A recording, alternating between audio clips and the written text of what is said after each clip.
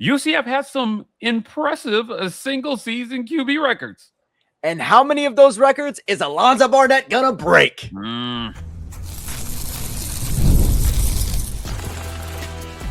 You are Locked On UCF, your daily podcast on the UCF Knights, part of the Locked On Podcast Network, your team every day. Welcome on in to Locked On UCF, your daily UCF podcast. I'm your host, Mike G. Turn us on, turn us up. We'll turn it out. I'm here with my good friend, James Duncan, co-show host here at Locked On UCF and UCF sports commentator extraordinaire. On today's show, James, we're going to talk about breaking some records potentially for Alonza Barnett.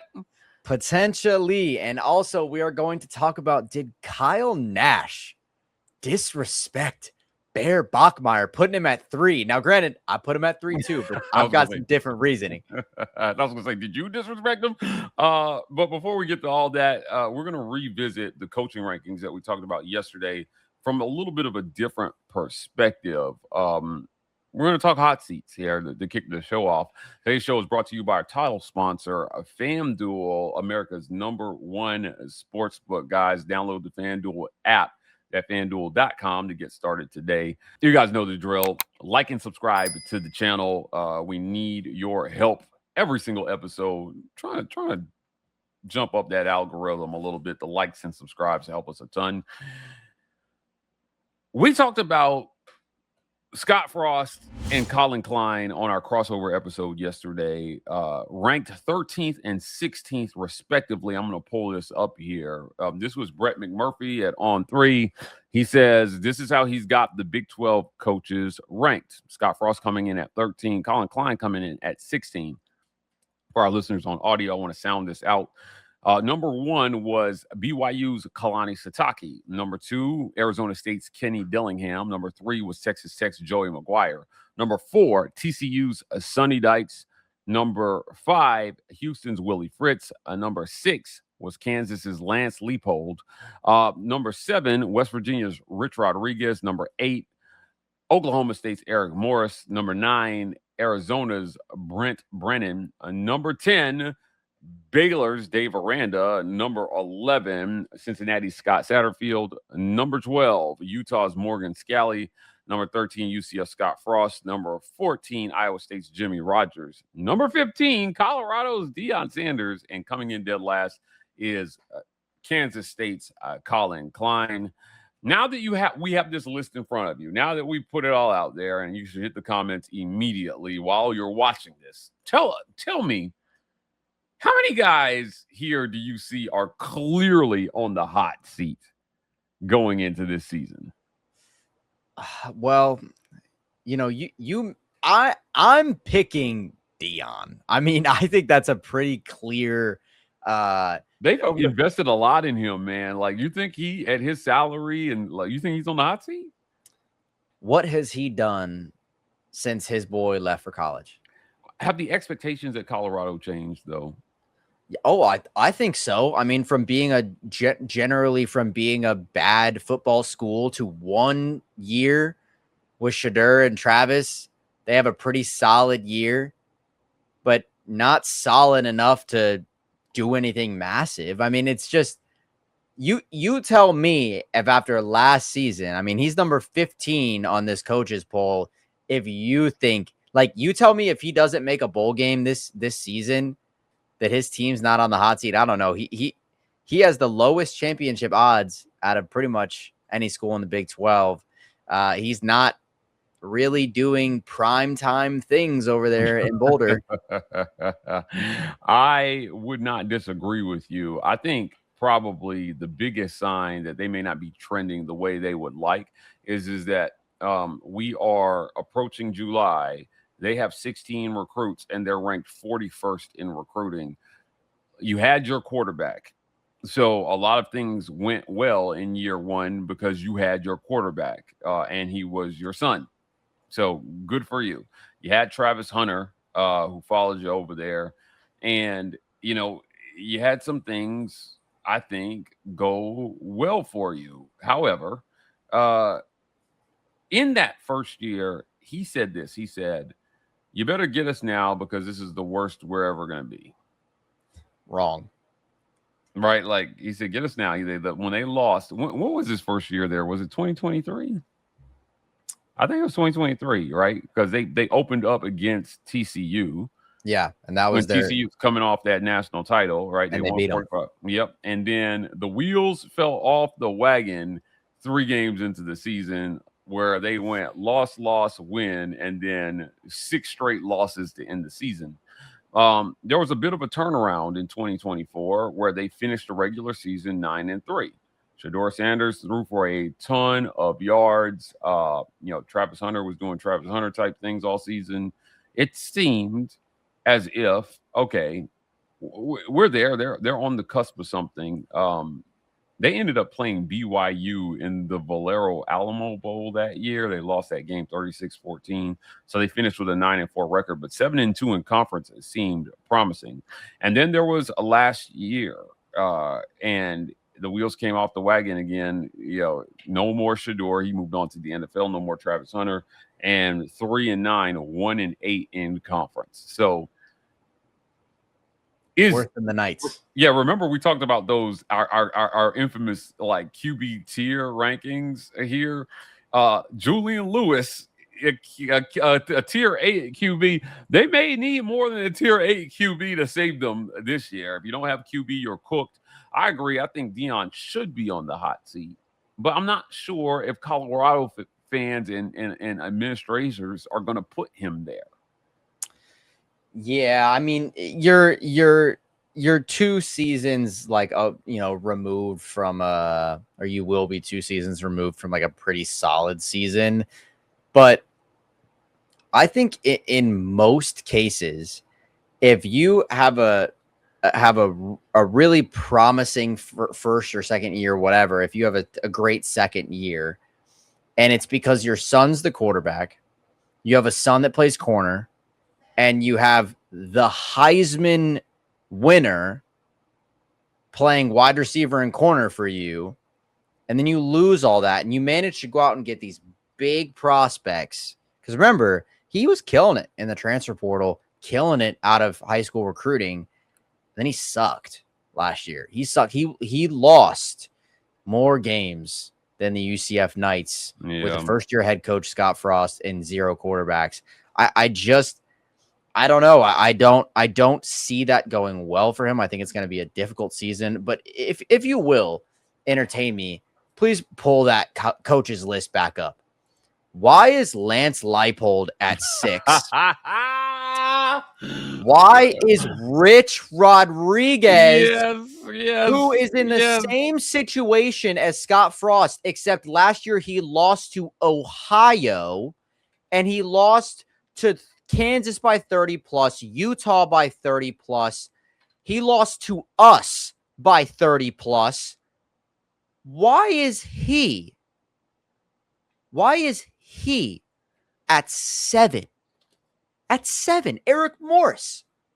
I like the hire that OSU made. I like the idea of trying to see if you can transport a bunch of guys from North Texas and make it work. It worked for Kurt Cignetti.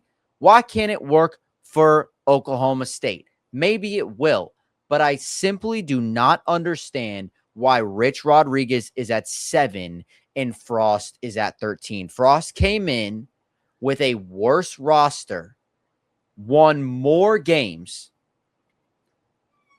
in his first year as well. Yeah. I don't understand why one is so much farther ahead. If they were back-to-back, maybe I understand. But the Knights beat the brakes off the Mountaineers last year. What are we looking at, Mike? Yeah, I think that there are some puzzling things about this list. That, I mean, no shade to Brett McMurphy, but I would have some questions for him. Morgan Scalley, even though he's not rated super high, putting him over Klein and Frost, you should, as far as I'm concerned, he should be maybe at the bottom of the list there. Again, I'm with you. I like Eric Morris. I don't know, man. It just feels like there's some uneven methodology being applied here in terms of these rankings. But if you're Frost, right, you're going to be judged based on what you do. Last year, you missed a bowl. You had a 5-win football team. That is the truth. And you're not going to be high up on any coaching rankings until you don't have a 5-win football team. So, unless you're Rich Rodriguez and you win 4 games and you're at number 7. Yeah. I mean, it's that's tougher for me. I don't think that, similar to kind of like the team rankings preseason, I don't think there's a lot of separation between a lot of these coaches right now. You just have to put somebody somewhere. So to be fair, from 6 to 15, man, like you could have a ton of parity, I feel, in conference this year. So yeah, I don't disagree with you. I think that there's just so much parity in the Big 12 specifically. These coaches, like, I think 1 through 3, or 1 through 4, I think I'm okay with. I think like Kalani Sitake being at 1, I'm not going to disagree with you at all. Clearly the best coach in the conference. Yeah. Right, Kenny Dillingham at 2, like, if we're just going based off like coach and not like how winning your football team is, like, I think I would agree with you there. He's also like 2 seasons or 1 season removed from going to the college football playoff against Texas and like nearly winning that game with Scat and Levitt. So yeah, we talked about this yesterday. I mean, not only did they make it, they showed up when they got there. Yeah, which we can't say that for Texas Tech. They went and embarrassed us. Yeah, no, they got blown out. Yeah, so I mean, look, Frost coming in at 13. Our guy coming in at 13. We talked about this yesterday. This was last year's schedule. Tons of opportunity here. They're going to get another crack at Kansas, and I think it's a game that they should win. There's some things here, man, that I if you're Frost, you just have to go win some winnable games. We have all offseason highlighted the Houston game, the Cincinnati game, and the Kansas game as games where there just weren't a ton of points scored by your opponent. And if you could have just had a normal amount of offense, you probably win those games. Houston, a space game, you dialed it up at the end. Scott Frost dialed up the right play. The guy was open. If your quarterback makes the throw, the game's over. They didn't make the throw. It just is what it is. You were outmatched versus Texas Tech. You did beat Oklahoma State last year. You jumped out to a 14-0 lead versus BYU and then gave the game back, right? Mustering only 1 more touchdown in the rest of the game after getting out to a super fast start. You lost to Baylor. It wasn't really close, but that was kind of just one of those they didn't show up to. I don't think Baylor was that much better than UCF. They clearly had the better quarterback. But, I thought that was a game that UCF could have won. It's just, man, you start off 3-0 and then you follow that up in conference play 0-3, and then there weren't a lot of wins the rest of the season there. But certainly this team could have been an 8-win team last year. I expect them to go get those games this year, and you won't see Scott Frost. You'll see him in the top half of the conference if he can go do that. You will also see recruiting start to buck up a little bit once he has a little bit of proof of concept.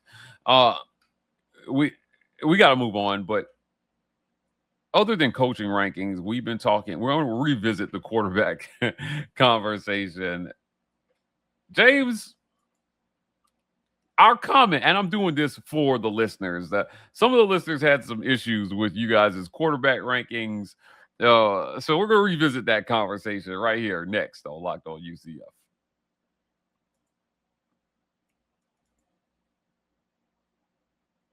This episode of Locked On UCF is brought to you by our friends at FanDuel, America's #1 sportsbook. Guys, hear me out. There's a lot going on right now. The World Cup is going on right now. The biggest stage in world soccer is here, and every match feels like it has the potential for a memorable moment. One goal can completely change the energy of the game, shift momentum, and alter the outcome in an instant. That's what makes tournament soccer so exciting, from opening whistle to final kick. Now FanDuel is giving fans another reason to stay locked into every match with Every goal pays. Bet on a match and get bonus bets for every goal scored in that match. More goals means more bonus bets. All you have to do is turn on your token. Look, man, this is what we love about these tournaments. You can turn on a match between two teams you don't normally follow, and suddenly one goal changes everything. The tension built so quickly that you're invested, and you may not even realize it. From the opening whistle to the final kick, let there be goals on FanDuel. Visit FanDuel.com to get started today. FanDuel, play your game.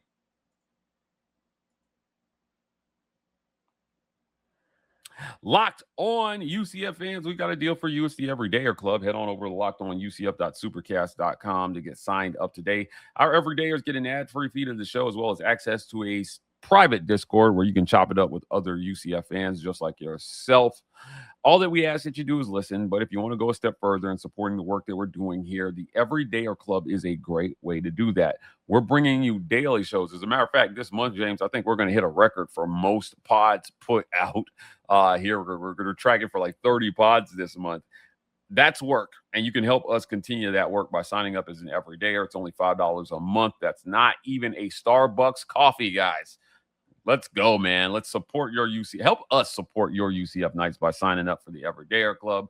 Again, locked on UCF.supercast.com to get signed up today. As always, we appreciate your support. I want to take everybody back to some QB rankings we did. They had some issues with Kyle's list. They had some issues with your list. Not a whole lot of people had issues with my list. So we're going to start with my list. This was my list. I had Bachmeier at 1, Fafita at 2, Dampier at 3, Alonza Barnett at 4, maybe a little hopium there, and Drew Mestamaker at 5. Kyle Nash had Fafita at 1, Wegman at 2, Bachmeier at 3, Dampier at 4, and Alonza Barnett at 5. And our good buddy James had Dampier at 1, Barnett at 2, Bachmeier at 3, Noah Fafita at 4, and Drew Mestamaker at 5. Let's talk about this because both you and Kyle had Bachmeier at 3, and I got to tell you, there were some people were taking issue with it. People were taking issue with Bachmeier at 3. Should he? I mean, are you standing on this? Bachmeier, the third QB in the conference. There are two guys better than Bear Bachmeier right now. I don't know if I'm buying it. I'm not buying Kyle's list. But I'm buying mine.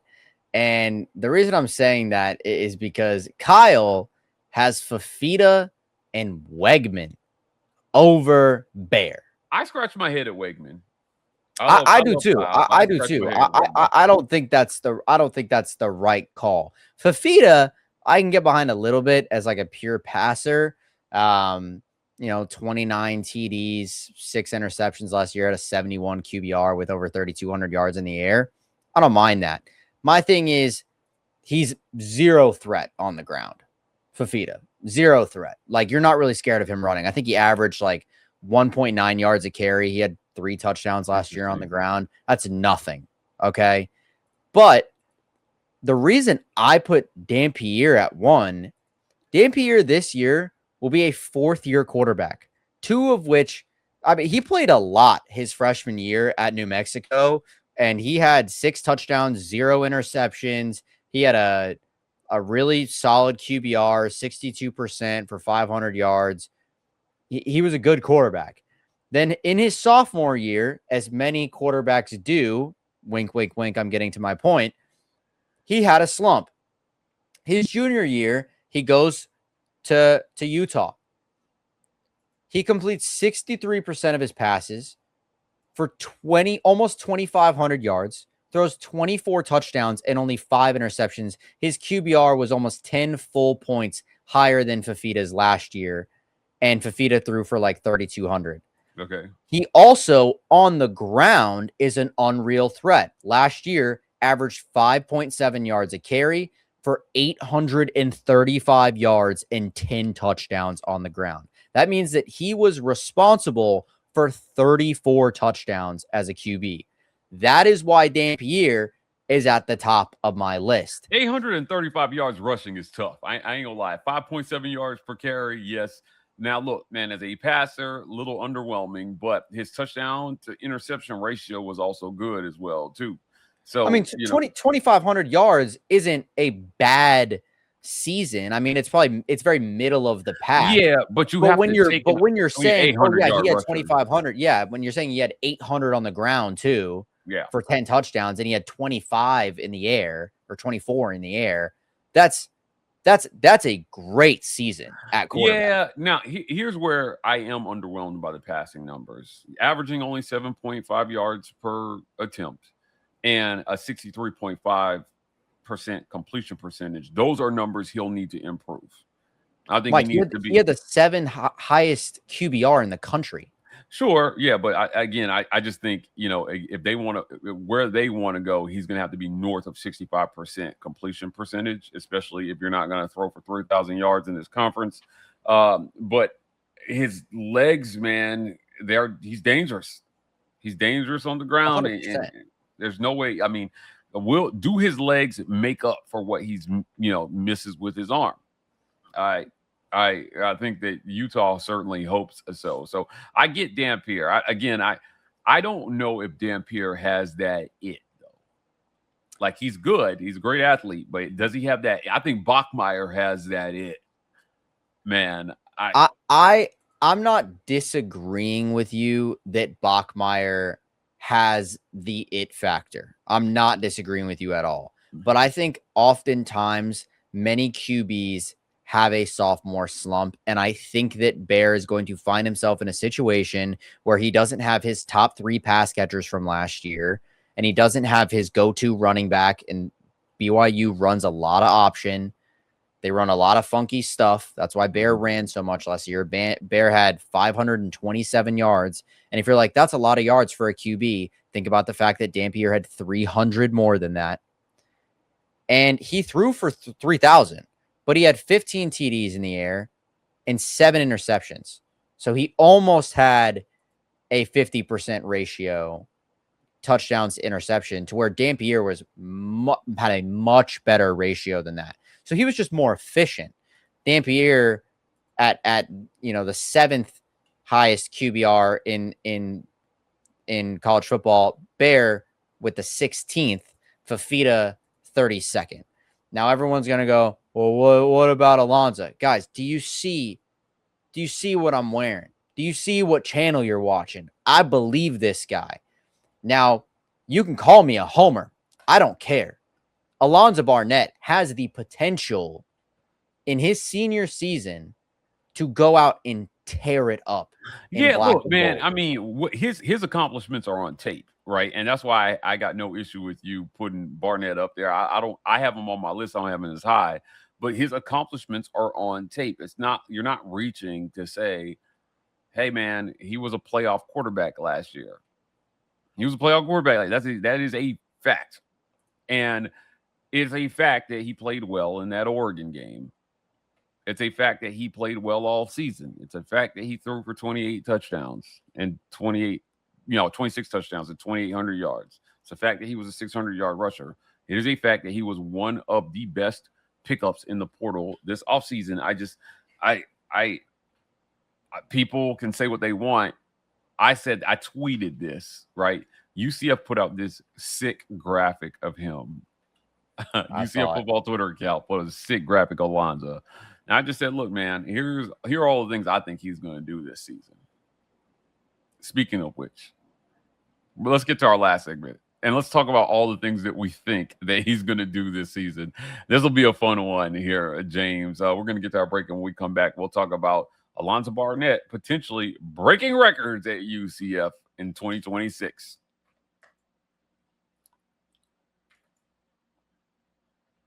This episode of Locked On UCF is brought to you by our friends at Odoo. That's right, Odoo. The all-in-one software that helps you bring your business together in every single way.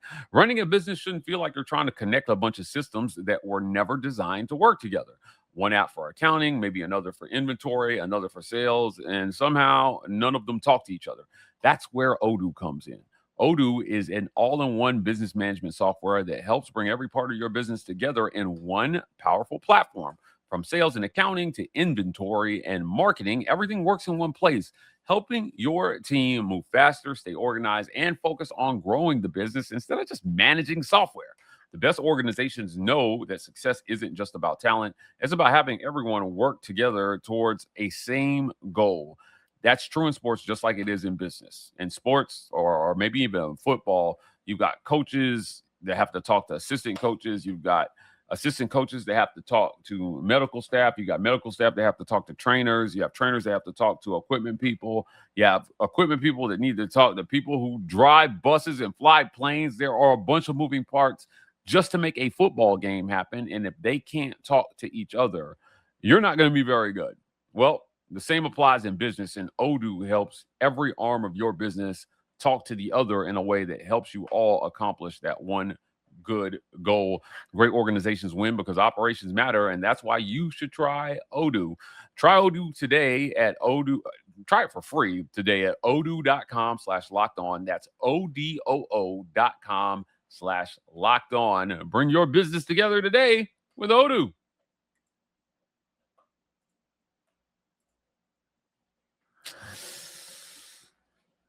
Let's talk. Let's have a talk. Come to the table. Come to the dinner table with me. We're going to play a little game. We're going to talk about some records that Alonza Barnett might potentially break in 2026. James, the record for most TDs thrown in a single season is held by McKenzie Milton, 37 passing touchdowns. Is Alonza Barnett going to throw over or under 37 passing touchdowns in 2026? That's a lot of touchdowns. It is. Come on now. Talk to me. And the main man is coaching him too. But last year he had 23 on a college football playoff team. Was it 23 or was it 28? Last year, I think it was 23. 23? Yeah, it was 23. I'm going to go with no on the touchdowns. All right. No on the touchdowns. He had a lot of drops last year. Yes, he did. JMU, but okay. All right. Moving right along here, the single season record for most touchdowns by a quarterback in a game is 7. John Rice Plumlee holds that record along with Dante Culpepper and Darren Slack, over or under 7 touchdowns in any single game this season. You know what's funny? I think this could happen against Bethune-Cookman. 8 touchdowns for Alonza Barnett. Can he stay on the field long enough? Are they gonna have to do it all in the first half? That's the thing. They're gonna I think you could score 50 or 60 in the first 3 quarters. Like if they take him out end of third quarter, 56 points in the first half. That's a lot. It is a lot. But I think in the first 3 quarters, I think you could do it in the first 3 quarters. Because UCF has typically against these like even last year they put up 60 plus against North Carolina A&T. I think that AB3, I think he could do it. I just think it's up to them. I don't think they're going to want to risk it because I think after that second half or after that first half, they're going to pull him. They're going to pull him. And it'd be the smart thing to do. Last week, we talked about the absolute necessity of getting Keywan and Rocco on the field. And so if he does it, he's going to have to do it fast because I think against Bethune-Cookman, it's a meaningless record. So I would not be in support of leaving him on the field to chase a meaningless record at the expense of Rocco and Keywan. Yeah. That's just my thoughts on it. Moving along, the single season passing yards record is also held by McKenzie Milton, 4,037 yards. No surprise to anyone, that was done in 2017. Over or under 4,000 yards passing. That's too many. It's too many? No. It's too many yards. Give my guy some records, man. It's too many yards. It's McKenzie Milton. It's too many yards. Last year, Alonza Barnett threw for 2,800. 2,800. And he went into the championship. He played the Sun Belt. It could be the if championship, and he played in the college football playoff. What if he's got the receivers he never had? I believe that he has receivers that he's never had. He has talent that he's probably never seen before. But you want to talk about the talent that was on that 2017 team, Mike? Yeah. I don't know. I mean, all the UCF OGs. This is I have to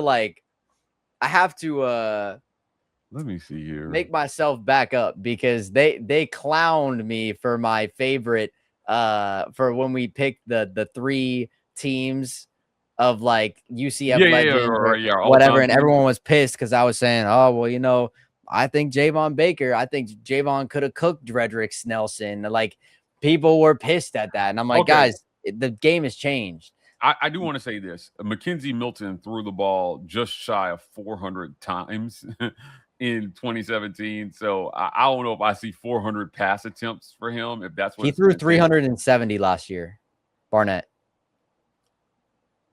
Maybe he could though. It could happen, but and Milton was only 67.1% completion percentage. So like it could happen. I mean, he averaged 10 yards an attempt. How many rushing yards did he have that season? McKenzie? Yeah. 613. And he had 4,000 passing yards? Yeah. He averaged 5.8 yards per carry. He had 106 carries on the season.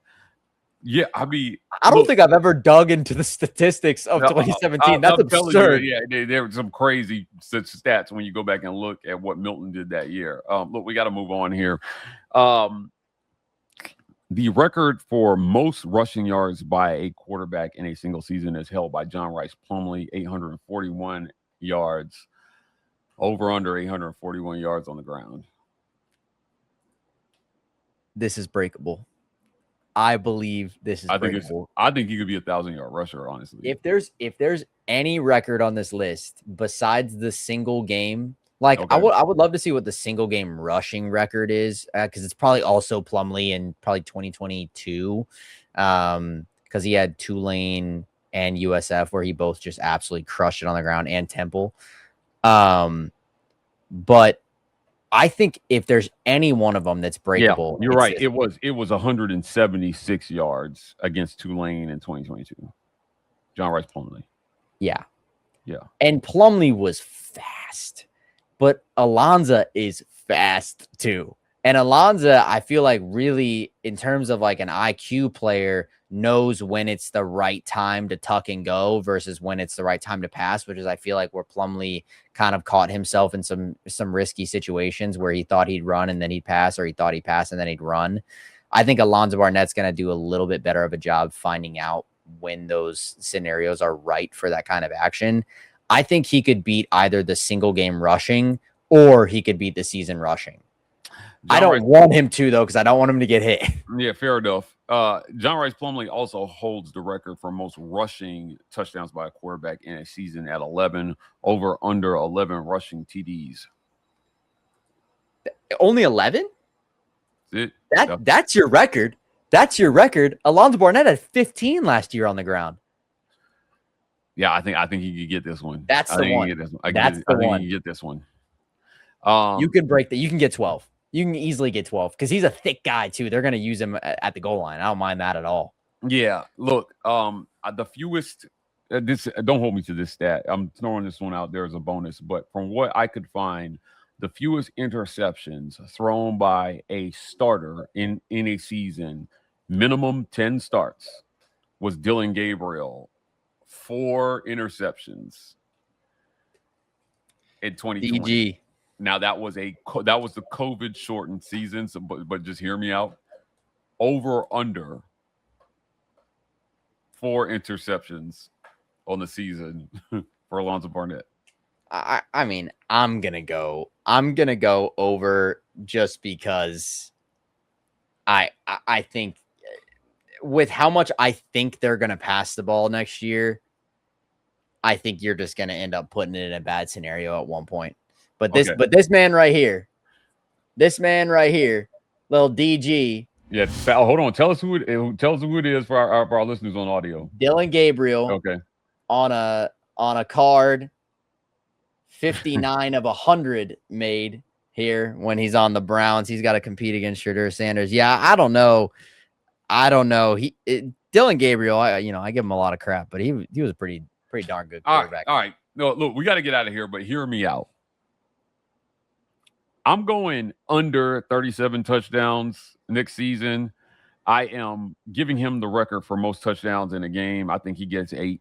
I'm going over 4,000 yards passing. Whoa. I'm going over 4,000 yards passing. I think completely prolific season through the air. I'm going under the rushing yards because I don't think he'll do both. But I do want to say I'm open to being wrong on this one. I think he has a chance to be a 3,000, 1,000 guy. It's only been done 12 times in the history of college football. The only current QB that has done it right now playing, I think, is Byron Brown. He was a 3,000-yard passer and a 1,000-yard rusher at USF last year. He's now at Auburn. So, yeah, I'm giving him that. And I am going over on interceptions, 4 interceptions, but just barely. 6 interceptions on the season for Alonza Barnett. Absolutely epic year. UCF completely shocks the world, wins the Big 12. They're the next team picked to finish almost last to win it this coming season.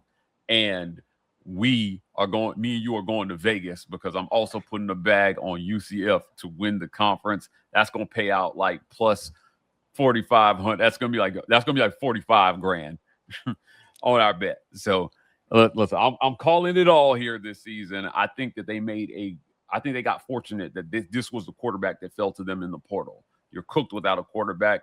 I don't think UCF is cooked. I think they're cooking in 2026. We're going to go on and get out of here. James, I want to thank you for joining me on today's show to talk a little UCF football and a little Big 12 football. There's been a little bit of a Big 12 conference flavor to our episodes as of late. Media Days is coming next month. We're going to cover that extensively. Do us a favor, hit the comments after the video. Let us know what you think about the records that Alonza Barnett may break in 2026. Do you feel like Bachmeier is the best QB in the conference? If not, where does he belong on the list? And what coaches in the Big 12 do you have on the hot seat? We want to hear from you. Guys, thank you for making Locked On UCF your first listen of every single day. We'll be back at you guys tomorrow with more Locked On UCF.